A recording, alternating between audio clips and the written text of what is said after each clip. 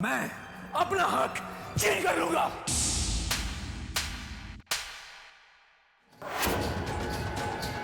हट जाओ मॉम। नहीं हटूंगी मैं मॉम। लेकिन इतना याद रखना कि तेरी गोली पहले तेरी माँ की जान लेगी और फिर तेरे भाई की। हट जाओ मॉम। चला चला गोली।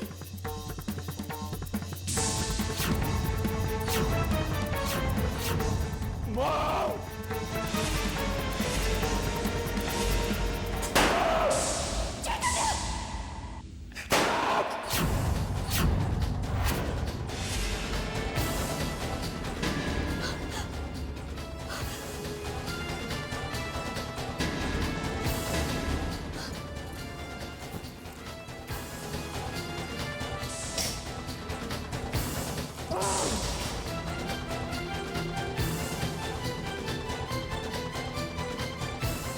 इंदर, बस चुप।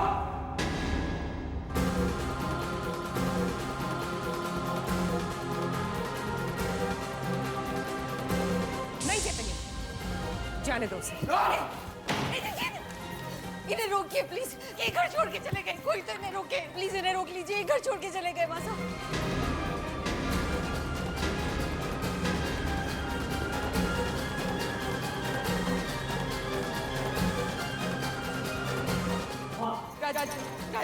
जो भी हुआ है इन दोनों की वजह से हुआ है। हर बात में मासा इन दोनों का पक्ष लेती है। ये सब इनकी वजह से हुआ। जीना हराम कर दिया हमारे घर में इन लोगों ने। राजपूताना खून है हमारी रगों में। मेरी बहन की आंख में आंसू देके कोई जाए, ये मैं बर्दाश्त नहीं करूंगा। आज एक गोली चली, बस खून नहीं बहा। अगर मेरी बहन के दुखों और आंसुओं का ये सिलसिला बंद नहीं हुआ तो अगली गोली मेरी बंदूक से चलेगी और उस पे चैतन्य का नाम जरूर लिखा होगा।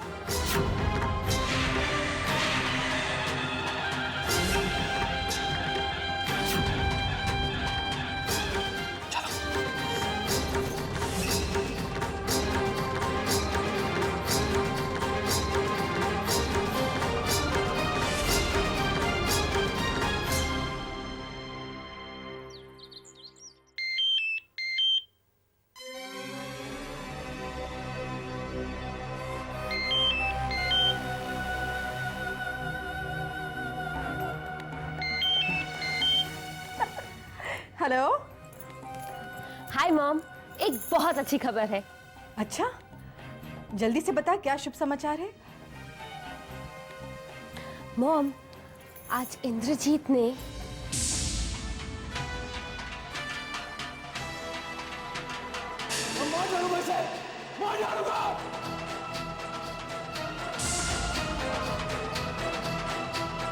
अगर तुझे गोली चलानी है तो चला।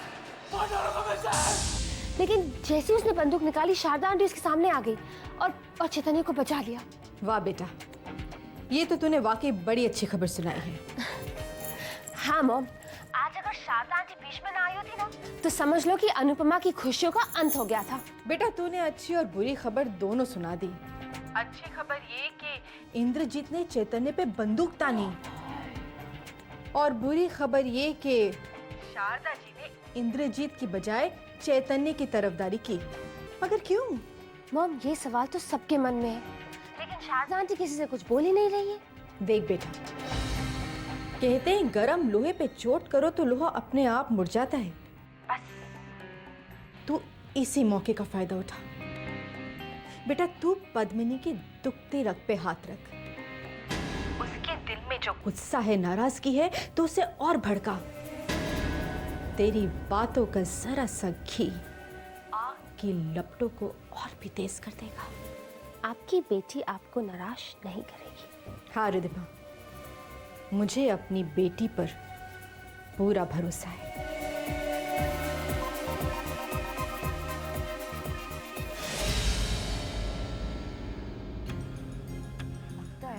अनुपमा के ससुराल में ना कुछ ज्यादा ही स्यापा पड़ गया।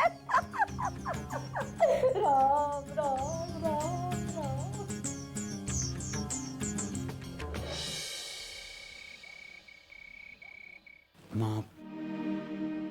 माना इंद्रजीत ने बहुत बड़ी गलती की और आपको पूरा हक बनता है उससे नाराज होने का। पर मां, गुस्से में कहीं कुछ ऐसा ना हो जाए जिससे हमें बाद में पछताना पड़े। आप जानते हैं इंद्रजीत गर्म दिमाग का है और अक्सर आदमी जोश में अपने होश खो देता है। हो गया, कह लिया जो कहना था, समझा लिया मुझे, कर ली तरफदारी इंद्रजीत की। चैतन्य, इंद्रजीत तो वैसे ही मेरी बात नहीं मानता, लेकिन कम से कम तुमसे तो मैं उम्मीद रख सकती हूँ। मां, आप ऐसा क्यों कह रही हैं? आप जानती हैं आपका हर हुक्म सर आंखों पर है। तो फिर ठीक है, आज के बाद हम इस बारे में बात नहीं करेंगे। और अब तुम जाओ यहाँ से, मुझे अकेला रहना है। पर मां, आप तुमने अभी भी कहा था ना कि मेरा हर हुक्म मानोगे। जाओ।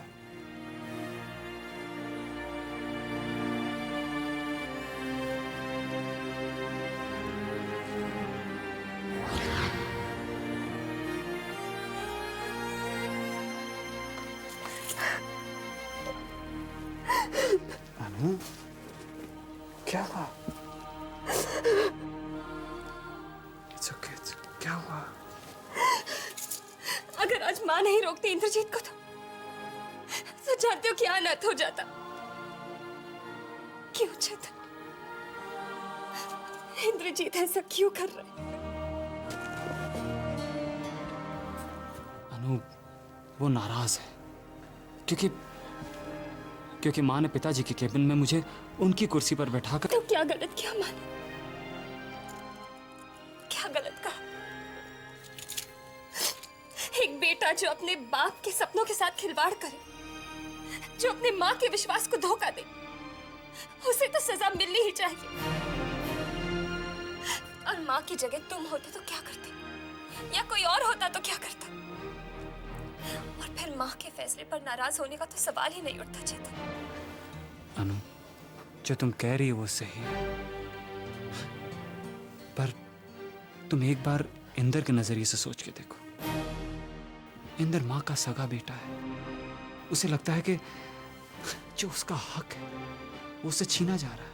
पर चेतन, नहीं अनु, ये सवाल सही और गलत का नहीं है, ये सवाल है नजरिए का।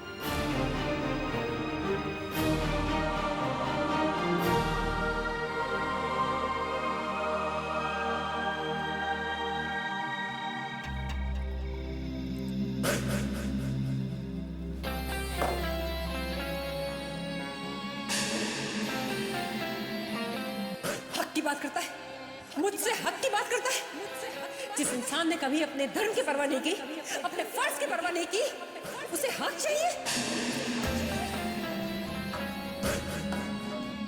इसलिए आज से ये कुर्सी, ये ऑफिस, ये सारा बिजनेस, ये सारी जायदाद मैं चैतन्य को सौंपती हूँ।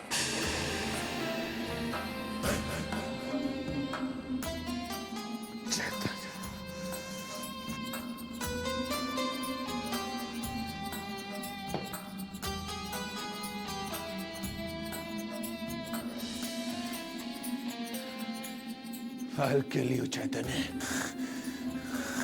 हल्के लियो। मार डालूंगा मैं उसे, मार डालूंगा। हल्के ले, हल्के ले।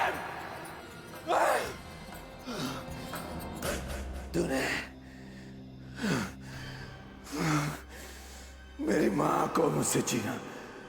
चैतन्य, करण।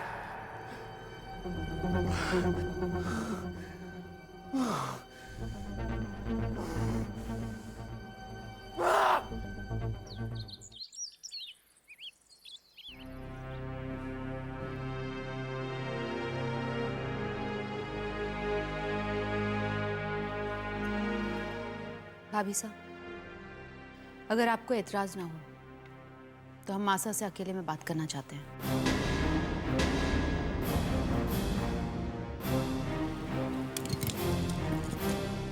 रुको अनुपमा।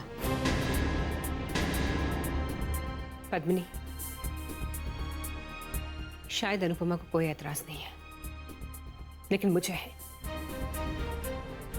आज से इस घर में जो भी बात होगी सबके सामने होगी।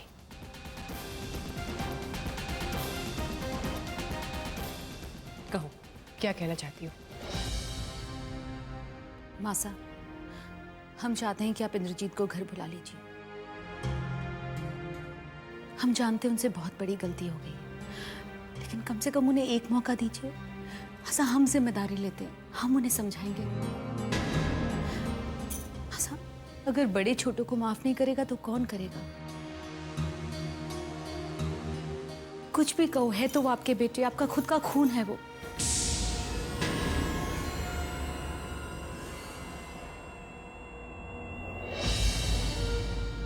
हाँ, मेरा बेटा है वो, मेरा ही खून है। लेकिन उसने जितनी बड़ी ठेस मेरे दिल को पहुंचाई है, आज तक के किसी दुश्मन ने भी नहीं पहुंचाई पद्मिनी। वो ये घर अपनी मर्जी से छोड़कर गया है। जिस दिन उसे यह एहसास हो जाएगा कि उससे कितनी बड़ी गलती हुई है, वो शर्मिंदा होकर खुद लौटेगा। अगर तुम चाहती हो कि मैं उसके पीछे जाऊं, उसके हाथ पैर जोड़ूं, तो ये नहीं होगा। मासा प्लीज, मासा अगर वो जिद्दी है तो कम से कम आप पत्थर दिल मत बनिए। हम आपके पैर पड़ते हैं, एक पत्नी की व्यथा को समझिए। मासा प्लीज उन्हें घर बुला लीजिए। मासा। जीजी साहब,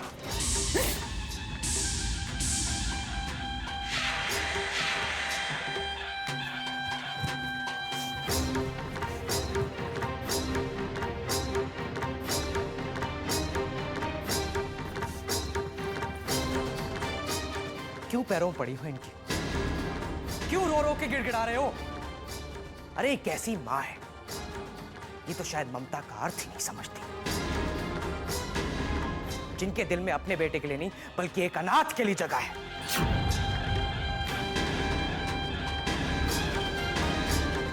अनाथ आश्रम बनवाएंगे। अरे जिस दिल में ममता ही मर चुकी हो उसमें दया क्या होगी? मत बहाओ आंसू। कहती हैं कि इनके बेटे की हरकत पे इनको शर्म आती है। अरे शर्म तो इनको आनी चाहिए कि इनके बेटे को झूठ बोलकर अपना हक लेना पड़ा।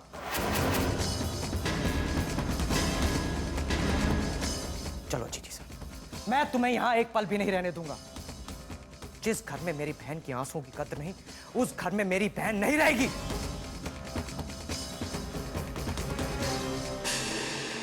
चलो चलो यहां से।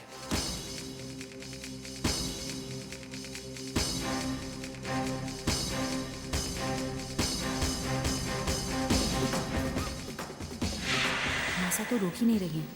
हमारा ये नाटक तो बेकार हो गया। हम ये घर छोड़कर नहीं जाना चाहते।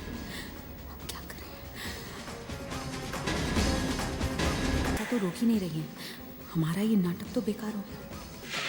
हम ये घर छोड़कर नहीं जाना चाहते। हम क्या करें?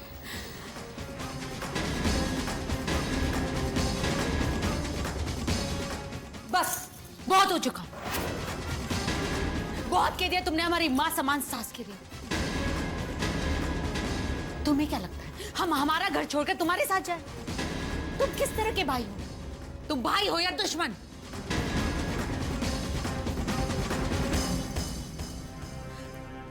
मासा प्लीज हमारे भाई को माफ कर दीजिए। हम जानते हैं इन्होंने जो गलती की है उसकी कोई माफी नहीं है, लेकिन प्लीज उसे माफ कर दीजिए।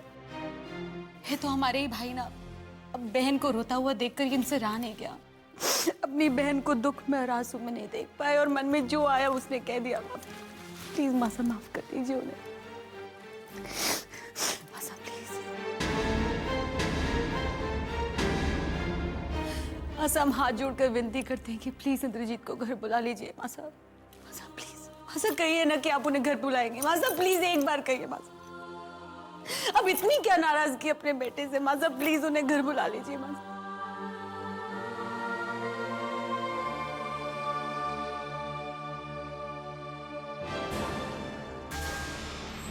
ठीक है माँ साहब, हमें आपकी चुप्पी में इनकार साफ सुनाई दे रहा है। अगर आप जिद्दी है तो हम आपसे बड़े जिद्दी हैं। माँ साहब शायद जानती नहीं, एक पति के बिना एक पत्नी के लिए ये महल एक झोपड़े या काल कोठरी से कम नहीं होता है। ठीक है, आज हम सबके सामने ये ऐलान करते हैं कि जब तक आप इंद्रजीत को इस घर में वापस नहीं लाएंगी, तब तक हम अन्न और जल ग्रहण नहीं करेंगे।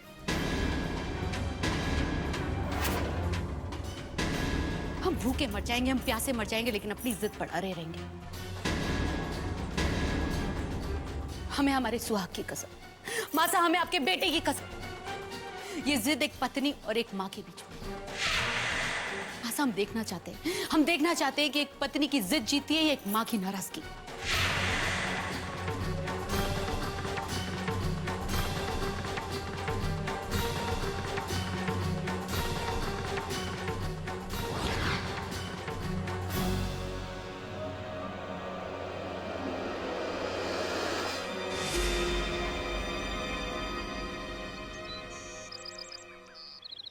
वीर बेटा, गर्मा गर्म कॉफी पियो। थैंक यू बद्री काका।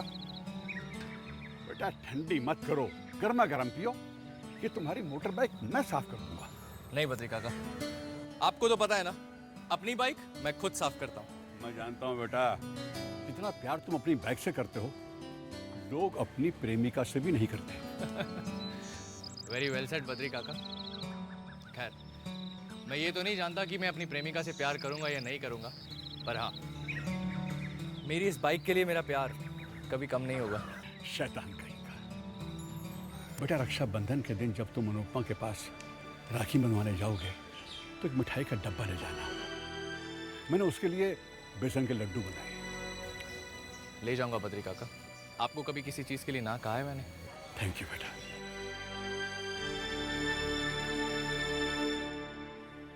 बेटा किस सोच में पड़ गए? कुछ नहीं बद्री काका, मैंने दीदी से प्रॉमिस किया था कि शादी के बाद पहली राखी पे उनको डायमंड का सेट दूंगा, पर मेरे पास तो बैंक में पैसे ही नहीं है। बेटा अपने पापा से कहो ना।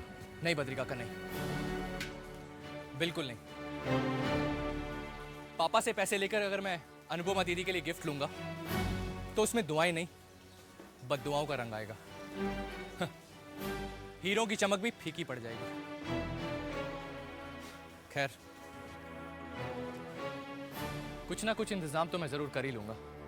बेटा नियत नेक हो और इरादे मजबूत हो तो भगवान कोई ना कोई रास्ता निकाल देता है।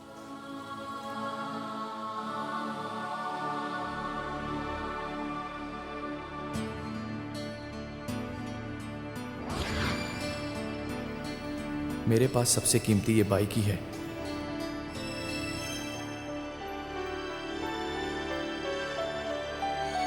मैं अनुपमा दीदी के गिफ्ट के लिए ये बाइक ही बेच दूंगा।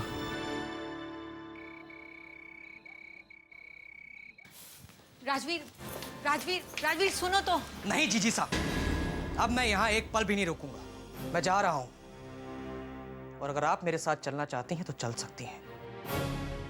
और मैं यही चाहूंगा कि मेरी बहन मेरे साथ चले, क्योंकि मुझसे मेरी बहन का दुख और तकलीफ देखा नहीं जाता। बाकी तुम्हारा फैसला तुम जानो। मैं यही चाहूंगा कि मेरी बहन मेरे साथ चले, क्योंकि मुझसे मेरी बहन का दुख और तकलीफ देखा नहीं जाता।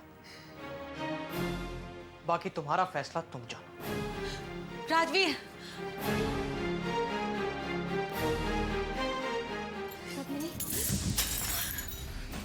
पद्मिनी, पद्मिनी, मुझे तुम्हारी ये हालत देखकर बहुत दुख हो रहा है। जिस बहन का भाई उसके ससुराल में आकर दुखी हो जाए, वो बहन तो जीते जी मर ही जाती है ना। अब देखो ना, पहले तुम्हारे पति को अपमानित किया और अब तुम्हारे भाई को भी।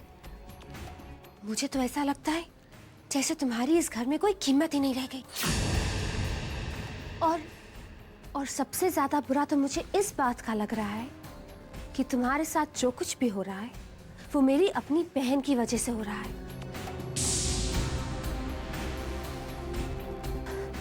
हाँ पद्मिनी, उसे तो रिश्तों में आग लगाने की आदत सी हो गई है।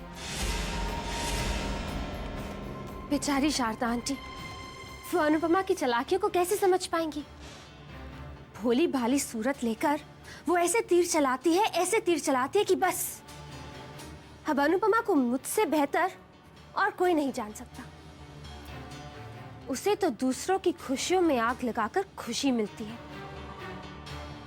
देखो ना, अब अनुपमा की चालाकियों का शिकार तुम बनी हो। हाँ, हम शिकार जरूर बने हैं, लेकिन शायद अनुपमा ये नहीं जानती कि जहर बुझे तीर चलाना हम भी जानते हैं। अगर हमने ईंट का जवाब पत्थर से न दिया तो हमारा नाम भी पद्मिनी शेखावत